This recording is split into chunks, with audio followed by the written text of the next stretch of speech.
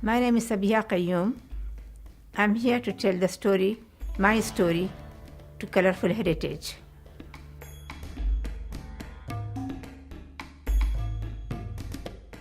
I was born in a small town called Jalna in India on 7th of June 1939. I graduated in 1962 from Usmania University, Hyderabad, and then worked for 2 years in Warangal in the casualty department and 6 months in ENT department. I got married in March 1965, and then we both came over to Britain in June 1965. We came by plane. At the time, we were given only £4 exchange. We didn't have much money in hand, just about less than £10 for me and my husband. But he made some arrangement from one of his friends who was here before us and had some money. So he came to receive us in the airport and put us up in a room where other people were staying as well in the same flat. Had one room each, and they're all, most of them were Muslims, and they're same place from Hyderabad. And we started applying for the jobs. We used to write the applications by hand, roughly about 200 applications we must have written. And then we got few interviews, and at the end I got a job in Bradford in ENT department, and my husband got a job in casualty in Wakefield. We used to live in the hospital accommodations and used to see each other only once in a fortnight, traveling by buses. We moved to London because my husband wanted to do studies for post-graduation. So I was doing a locum in London. I took the job in Huddersfield. My husband took a job in Leeds. And then my husband couldn't get any job in England, so he applied in Scotland, and he got a job in Glasgow as a SHO in radiotherapy, oncology. So I came behind him, and I got a job in obstetrics and gynae. And when we came to Wakefield, I couldn't do a job because I was looking after my child. Then because I wanted to do post-graduation myself, I had to send my child away to India, which was very hard, but we managed. And I did my diploma in obstetrics and gynae. Then I went back to India to bring my child back home, back to this country. He was 3-year-old at that time. I managed to put him in a nursery, full-time nursery from 9 to 5. Then I used to work in different departments. When I had night duties, my husband used to look after him. I was working in radio diagnosis after the birth of my second child. Used to work in Paisley Hospital first. Then I became a senior registrar in Straub Hill Hospital. My husband got a job in Iran. He went to Iran to do a job in university. So I followed him after a year.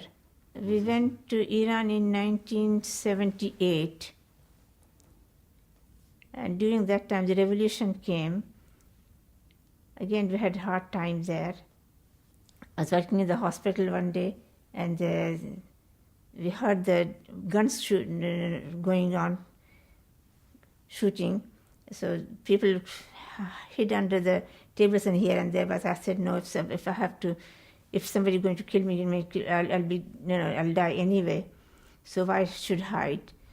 So I just prayed Allah Ta'ala and sat wherever I was sitting. And then afterwards, I took a taxi and came back home to see that all the cars, burnt up cars all over the road. We had to come back. And after coming back, I couldn't get the job in radio diagnosis. So I applied for the general practitioner's job and I got it. I started working in surgery in 1981, I was taken as just a helper, but they used to pay me very little. But afterwards, practice manager just came, and she realized that, and she helped me to become a partner. They took me as a partner after 2 years. Then I could get the share of the income as a partner, not as a salaried person. There is a little advantage, especially in general practice. If the Muslim female doctor is there, they'll have more Muslim women coming to the surgery. Think that the Muslim lady doctor is there, so they can go and speak to her better than any other, even the Scottish woman, or especially a man. Much more difficult, easy for them to speak to and express their feelings to the Muslim women. In September 1991, one Friday night, we are sitting after coming back from work. We had dinner, and then we are sitting and chatting about different things. So he liked cars very much, so he was chatting about the cars. Then we went to bed, and during the middle of the night, he became violently sick. Then I realized that his right hand and right arm is not working, that he had stroke. So we called the ambulance and took him to the hospital. They diagnosed that having a stroke, a severe brain hemorrhage. Then they transferred him to the neurology department. There the surgeon said, there's 50-50 chance of him surviving. At that time, kids were just finishing school. The older son was just finishing school and was trying to go to university. It was very hard for me to do things for the kids, to give them any even advice. It really struggled a lot. The neurosurgeon asked me whether should he go ahead and do the operation on his and remove the blood from his brain. I said, I can't take a decision, so if you think this is going to help him, go ahead and do it. So he took him to the theater and did the operation, and he said there's 50-50 chance of him speaking or not speaking. After 2 or 3 weeks, he started saying small words. Then I thank Allah Ta'ala. But those 6 months were very, very hard on the whole family. Visiting him every day in the hospital, and coming back home for no friendly chat or anything, and any advice. And because we have the arranged marriage system, it was very hard for me to pick up the girl for my boys. But somehow, friends helped us, and then we got both of them married, and they are very nice wives. And now the older son has got 4 kids, and younger one has got 2 kids. He was in the hospital for 6 months. After 6 months, he was brought home, but he's paralyzed on the right side, and because of the left-sided hemorrhage, he couldn't speak.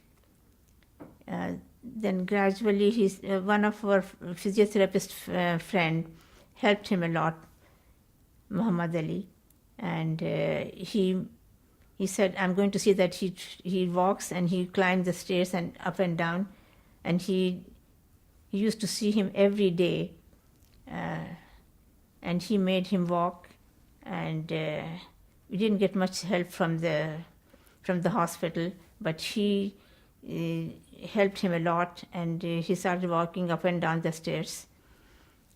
Then he used to go around the block twice a day. Then 19 or 10 years ago, he had kidney failure, and that pulled him down completely. And since then, he's going down and down and down. But now, because I've got the support of both of my sons, I'm managing him. Otherwise, it would have been almost impossible for me to manage on my own. I'll tell my grandchildren to keep faith in Allah Barak Ta'ala, and if there's any difficulties comes, things that probably you would have had much more difficult time, but Allah Ta'ala is helping you, and face it.